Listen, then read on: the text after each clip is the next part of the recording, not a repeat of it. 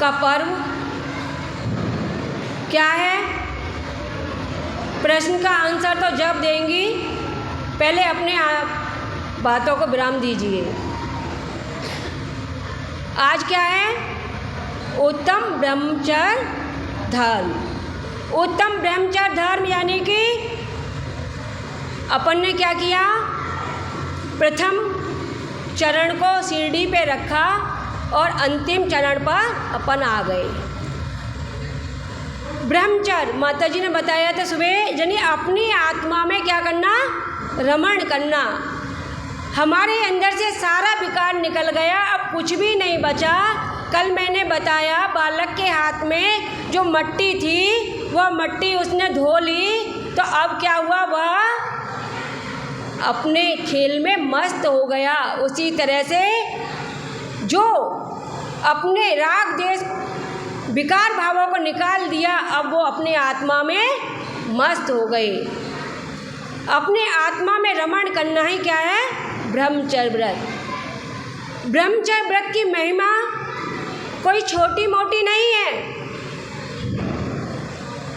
जब हम ऊपर की सीढ़ी पे आ गए तो उसकी विशेषता तो और विशेष होगी ना। जिस प्रकार आपने मंदिर बनाया, और मंदिर बनाया तो सबसे पहले क्या करेंगे? क्या करेंगे? सबसे पहले क्या करेंगे? भगवान विराजमान कर देंगे क्या? अगर आप अपना घर बनाते हैं तो सबसे पहले क्या करेंगे? नींव भरेंगे। और नींव कैसी भरेंगे? एकदम ठोस और अच्छी मजबूत। उसमें अपन क्या लगाएंगे? सरिया लगाएंगे, अच्छी सीमेंट क्वालिटी की लाएंगे और गिट्टी डालेंगे कि हमारी नींव कमज़ोर ना हो जाए। तो हमारे प्रभु ने, हमारे जिनेन्द्र देव ने, हमारे सर्वज्ञ देव ने अपनी वाणी में एक एक शब्दों का ऐसा रहस्य भरा है कि एक एक कदम जो बढ़ाए, एक एक कदम पर ऐसा कदम बढ़ाया कि वह कदम अपने अपने आप में योग्यता और विशेषता को बताते हैं। सबसे पहला कदम था क्या? उत्तम क्षमा। यानी कि क्षमा को हमने धारण कर लिया, अब क्या होगा? आगे अपन बढ़ते जाएंगे। नींव मजबूत हो गई तो मकान क्या होगा? अपने आप मजबूत हो जाएगा। और जब मजबूत हो जाएगा और मंदिर की नींव भर गई, फिर हमने क्या किया? दीवार खड़ी की। दीवार खड़ी करने के बाद उसका फाउंडेशन वगैरह सब बनाया और सारा अपन ने जो नक्शा था उस नक्शे के हिसाब से अपन ने मंदिर तैयार किया। अब मंदिर तैयार हो गया, भगवान की वेदी भी बन गई और भगवान भी विराजमान हो गए। आपके आत्मा में शुद्धि आ गई, आकिंचन व्रत भी हो गया आपका और भगवान विराजमान हो गए। अब मंदिर किसके बिना सूना है? शिखर के बिना। शिखर के बिना मंदिर सूना है। हमने भगवान को विराजमान कर लिया, सब कुछ कर लिया, और जिस दिन हमने मंदिर की शिखर बनवा के तैयार कर दिया और कलशा रोहण हो गए और ध्वजा लग गई, तो उस मंदिर की जो जिन बिंब विराजमान, जो प्रतिमा विराजमान है, उसका अक्षय आप विशेष रूप से देख लेना। क्यों? बिना एंटीना के क्या होता है?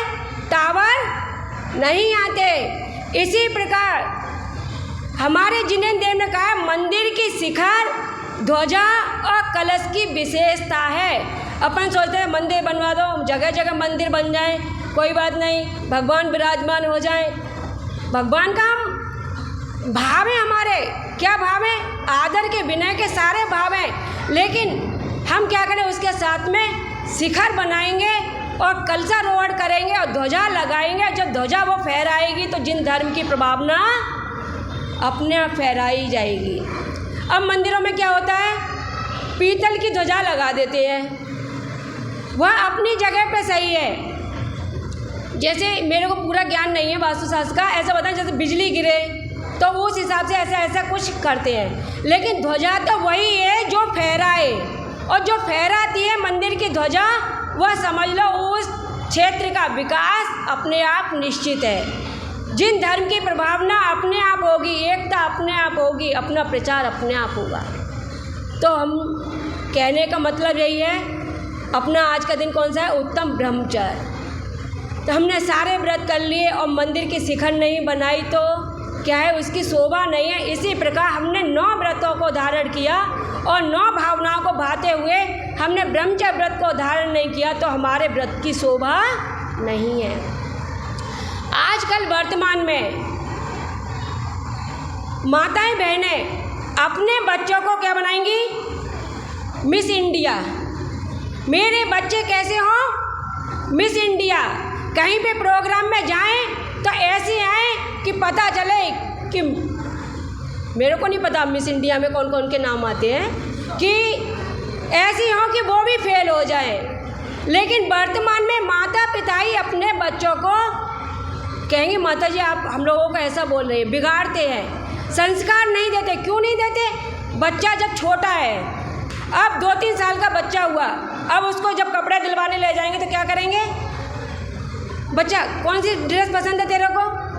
अरे बच्चे को अभी अपनी पकड़ने का तो होश नहीं है, उसे पूछ रहे हैं कि भैया कौन सी ड्रेस पहनेंगे, और फिर कहेंगे माता जी इसको ये पसंद नहीं आई ड्रेस। क्यों नहीं पसंद आई? अरे तुमने बचपन से ही संस्कार ऐसे डाल दिए कि बच्चों की पसंद के पहनाए, अब बड़ा हो जाएगा तो क्या अपनी तुम्हारी पसंद का पहनेगा? है ना?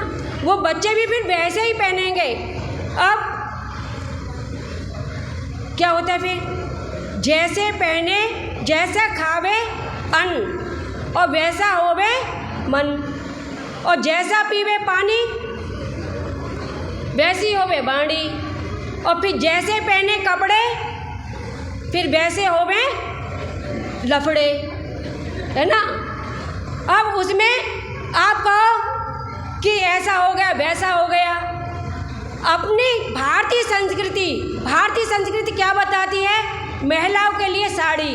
अभी महिलाओं के अलमारी खोलो तो साड़ी तो कम मिलेंगी, सूट ज़्यादा मिलेंगे, और सूट भी ऐसे मिलेंगे कि शादी ब्याह में भी अगर चढ़ाते हैं तो साड़ी नहीं चढ़ाएंगे, उसमें सूट ही चढ़ाएंगे। फिर क्या होगा? बच्चे तो अपने आप ही क्या करेंगे? वो आगे चल के क्या पहनेंगे? शॉर्ट पहनेंगे।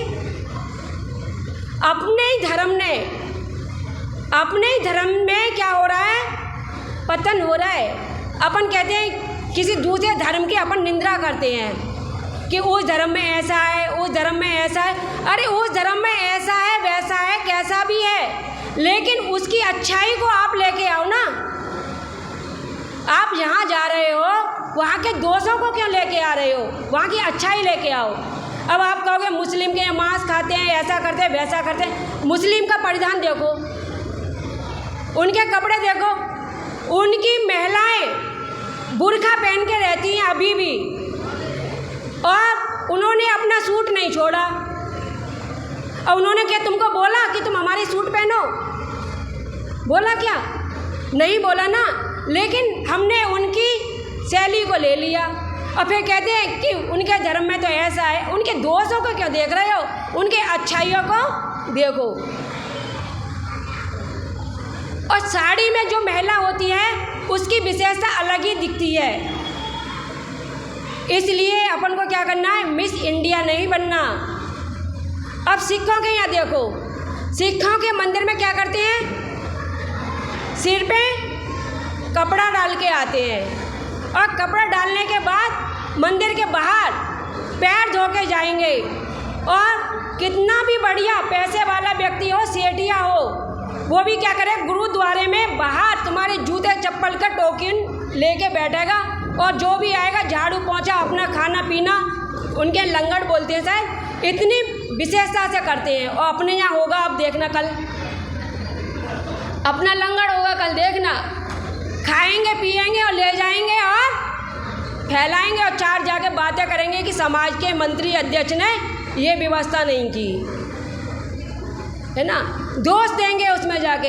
अरे अपने घर का प्रोग्राम है। अब पहले घरों में शादी होती थी तो क्या करते थे? पहले महिलाओं को इन्हें खाने वाली नहीं बुलानी पड़ती थी, खुद ही खाती थी, बनाती थी और बजाती थी। और मस्ती करती थी, और समय पे उनका कोई भी प्रोग्राम ऐसा नहीं जो छूट जाता। और यानी एक एक दिन की शादी ब्याह नहीं होते थे पहले, 15-15 दिन के शादी ब्याह होते थे। अब तो एक दिन की शादी ब्याह हो रहे हैं, उसमें भी ऐसा हो रहा है कि भैया जल्दी जाए या जल्दी जाए। क्यों जाए?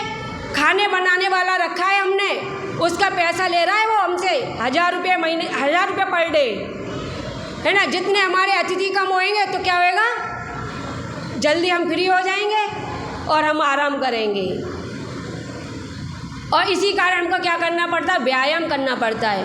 आजकल के व्यक्ति की हंसी भी चली गई है सच में। अब व्यायाम करते करते कहते घास पे चलो, टहलो, सुबह ये करो, वो करो, वो करो। एक बार मैं इंद्रपुरी में थी, और मैं सुबह सामायिक कर रही थी और इतनी हंसी की आवाज़ आ रही थी, तो मैंने सोचा कि पता नहीं क्या हो गया बाहर, और तो नहीं इतनी हंसी की क्यों आवाज़ आ रही। तो वहाँ सामने पार्क था, तो वहाँ पे सब लोग हंस रहे थे, तो मेरे को पता चला ये एक व्यायाम है कि है नहीं हंसो, बिना बात में ही हंसो, है ना। अरे तुम्हारे अंदर की खुशियाँ तो अपने आप ही निकल गई। आपस में मिलजुल के प्रेम से रहोगे नहीं तो हंसी कहाँ से आएगी। अपने गम को भी अंदर रखे बैठे हो, और गम को अंदर रखे बैठे हो, और उसी में घुले जा रहे हो। कोई सुनने वाला नहीं, कोई सुनाने वाला नहीं। अब हम क्या कर रहे हैं, भैया व्यायाम करो। कौन सा व्यायाम करो? हंसी वाला। हंसी आ रही है चाहे नहीं आ रही है, फिर भी हंसो, है ना। तो इसीलिए ये हमारे 10 धर्म ने क्या सिखाया, उत्तम क्षमा। क्या सिखाया?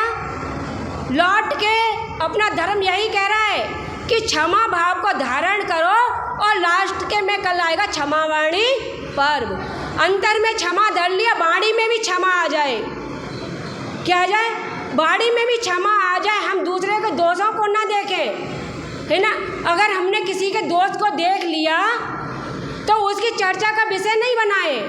और कभी कभी क्या होता है, आंखें देखी भी गलत होती है और कानों सुनी भी गलत होती है। एक बार की बात है, एक माँ थी, माँ बहुत बीमार हो गई थी, और डॉक्टर ने जवाब दे दिया। डॉक्टर ने जवाब दे दिया कि अब इनकी ज़िंदगी नहीं है। बेटा उदास हो गया, और बेटा उदास हो गया तो डॉक्टर ने बोला तुम इनको जितनी खुशी दे सकती हो उतनी खुशी दो। क्या करो? तुम इनको जितनी खुशी दे सकते हो उतनी खुशी दो, और ये तुम्हारी माँ भगवान ने चाहा तो उतने समय तक आपका सानिध्य मिल सकता है। अब बेटा ने कहा मैं क्या करूं? माँ को सफ़र के लिए, घूमने के लिए, यात्रा के लिए के चल दिया। और यात्रा के लिए जब लेके चल दिया, अब उसके मन में तो यही था ना कि माँ को मैं कैसे भी खुश रखूं। तो वो बाग में बैठा था, और गार्डन में जब बैठा था, और गार्डन में बैठे बैठे अपने माँ के साथ में क्या कर रहा था, मस्ती कर रहा था। और माँ के साथ में मस्ती कर रहा था, तो माँ को कभी गोदी में सुलाता और कभी यानी माँ के गले में लगता था। तो अब आपको पता ही होगा, आगे की कहानी समझ ही गए होंगे। तो यानी ये दुनिया की दृष्टि, तो बाहर का व्यक्ति देख रहे हैं, वो क्या कहते हैं ये कैसा बेशरम आदमी है, इसको घर नहीं मिला क्या, इसको घर नहीं मिला क्या। अब एक बार देखा वो अपनी माँ के साथ में मस्ती कर रहा और बैठा हुआ है, खेल रहा है, तो और माँ बच्चे की तरह आपस में चल रहा था। उसका मन नहीं माना। किसका मन नहीं माना? सामने वाले का। और सामने वाले ने आके उस बालक को बुलाया और उसके गाल पे एक जमा दिया। जैसे ही जमा दिया तो उसने पूछा भाई मेरी गलती तो बता, क्या गलती है? तो कह तो ये शर्म नहीं आती? हमारी माँ बहनें इसी गार्डन के इधर उधर घूमती हैं, तेरा घर कहाँ गया? तो कहते बात तो बता क्या हुआ? तो कहते हैं चल यहाँ से जा। तो वो कहते माँ चलो। जैसे ही उसने माँ कहा तो वो व्यक्ति कहते तुम्हारी माँ है? तो कहते हाँ ये मेरी माँ है। तो कहते अच्छा मैं तो कुछ गलत ही समझा। ऐसे ही लोगों की दृष्टि है, दो लोगों की दृष्टि ऐसी है। ब्रह्मचर्य व्रत, ब्रह्मचर्य व्रत का मतलब यह है कि तद्वार सूत्र में आया, क्या आया था, मैथुनम, यानी कि हम जब तक कोई काम नहीं करेंगे, भाई बहन है, सफ़र में हम घूम रहे हैं, तो हमारा है नहीं है, उस समय में क्या है, भावों की शुद्धि है, क्रियाओं की शुद्धि है, तो उस समय में हमारे परिणामों में विशुद्धि है। अपन किसी की दृष्टिकोण, हमने सारे कोण छोटेपन में सीखे थे। कौन कौन से कोण सीखे थे? चतुर्भुज कोण सीखे थे और त्रिभुज सीखा था, लेकिन दृष्टिकोण बनाना नहीं सीखा। हम सफ़र में जाते हैं, सफ़र में भी एक सीट पर बैठते हैं, तो इसका मतलब ये नहीं कि हम गलत है। भावों की बात है, परिणामों की बात है। परिणामों में जितनी विशुद्धि होगी उतनी हम अपने भाई बहन के साथ में बैठेंगे, उतने हमारे परिणाम खराब नहीं होंगे। आपके परिवार में आप लोग जब भाई बहन सब पूरा परिवार बैठता है तो सब तरह की बात होती है और सब तरह की मौज मस्ती होती है। उस समय क्या रहता है, क्या रहता है, भाई बहन का संबंध। और वही हम बात दूसरों के बीच में करें तो वो कैसी है, अहितकारी है नहीं, वो ही हमारे परिणामों को खराब कर देगी। इसी तरह से ये ब्रह्मचर्य व्रत, मैं ज़्यादा नहीं बोलूँगी, बस समझदार के लिए काफ़ी है। लेकिन मैंने जो बोला कि अपन को क्या करना है, दूसरों के धर्म से क्या लेना है, अच्छाइयों को लेना है, दोषों को नहीं लेना। और कोई भी धर्म ऐसा नहीं है जिसमें कोई ना कोई अच्छी बात ना मिले, सब जगह अच्छी बात मिलेगी। आपने जब रामायण सुनी थी ना, देखी भी थी आपने रामायण, जब सीता का हरण हो गया, सीता का हरण हो गया तो रामचंद्र जी लक्ष्मण से पूछ रहे हैं, क्या पूछ रहे हैं, जब सीता के रास्ते में आभूषण डले हुए मिलते हैं तो कहते हैं, हे लखन, ये भाभी के ही आभूषण है क्या, देखना। फिर आगे जाके कहती है, देखना ये भाभू के आभूषण है क्या। बहुत देर हो गई, लक्ष्मण को पता था हम लोग शोक में हैं, पहले तो नहीं बोले, फिर लास्ट में बोले कि भैया मैं भाभी के नुपुर को पहचान सकता हूँ, यानी पैर के जो अंग में पहने थे उसको पहचान सकता हूँ, मैं अन्य आभूषणों को नहीं पहचान सकता।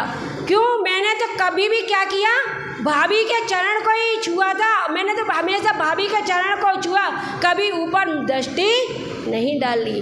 और कहाँ हम कितने वर्ष वनवास में रहे, 14 बरस वनवास में रहे, फिर भी हालांकि आप कहोगे कि अरे दृष्टि नहीं डाली थी क्या, ऐसा नहीं, लेकिन जो ऐसा होता चलते फिरते में अपन ने देखा, एक वो चलते फिरने का देखना और एक दृष्टि डाल के देखना, वह बात अलग होती है ना।